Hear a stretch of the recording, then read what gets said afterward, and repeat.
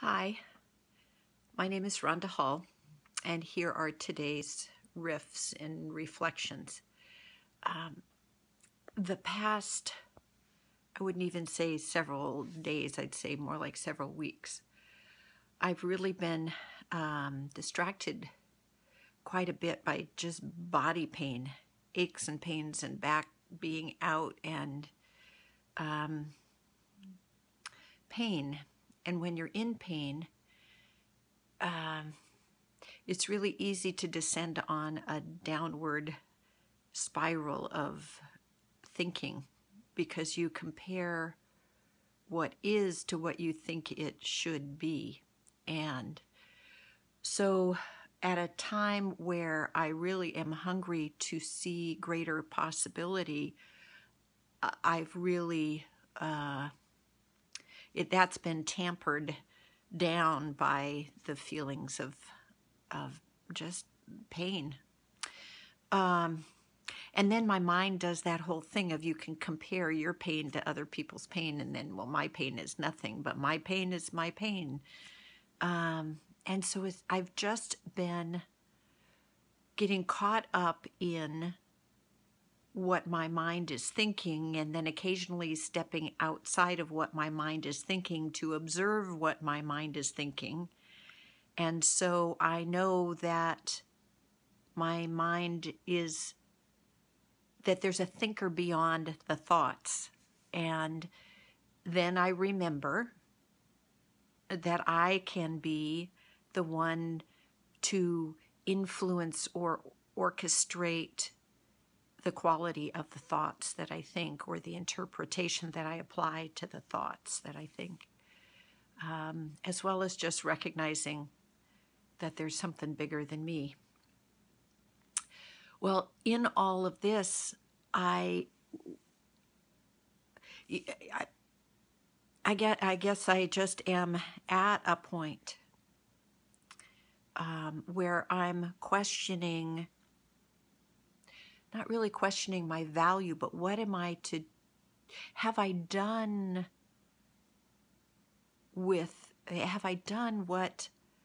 I'm here to do, and what is that supposed to be now, and how does all of that interrelate to,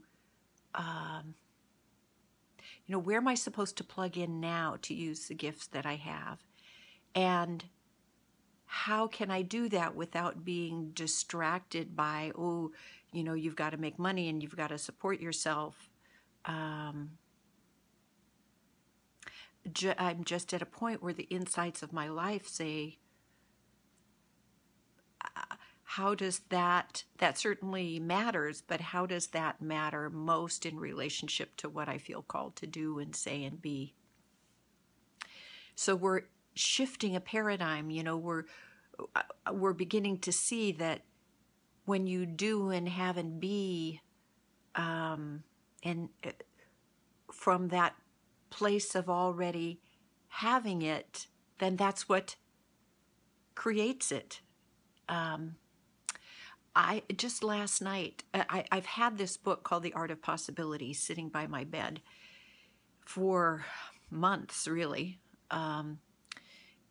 And I finally picked it up last night. And as a result of starting to read that book, I looked at a few YouTube clips by this wonderful conductor. And of course, I don't have the book with me and I can't remember his name. Benjamin,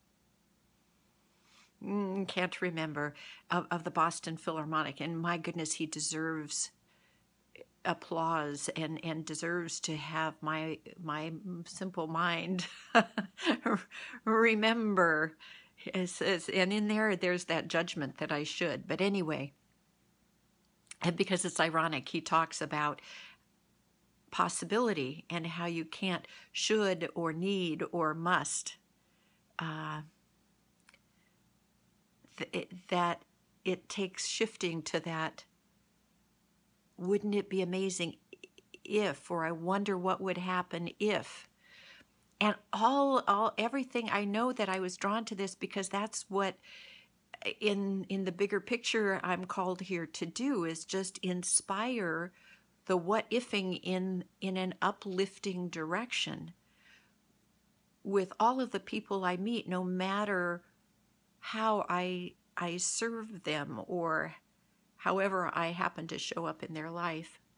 But he inspired me just in that brief encounter from a few pages of his book and reading or listening to YouTube. It was really profound because he refocused me on seeing the possibilities, seeing that every downward spiral has an upward spiral, and why not live in the upward spiral? And so I'm sure I'll share with you more about that, but I'm just grateful despite the pain that I still experience. I'll just say that he shared a story about his dad, who was a survivor of the Holocaust, and the greater number of many of his family members and friends passed in the Holocaust. He lived through the Holocaust and moved from Germany to England, where he was interned for a period of time. And he said many of the men sat around, he was in a camp specifically for men, and many of the men sat around the periphery of the camp for the 2 years or 3 years that they were there and did nothing more than lean up against the chain link fence. And his father's thought was, here we have many brilliant, forward-thinking, smart, intelligent men. We should start a university.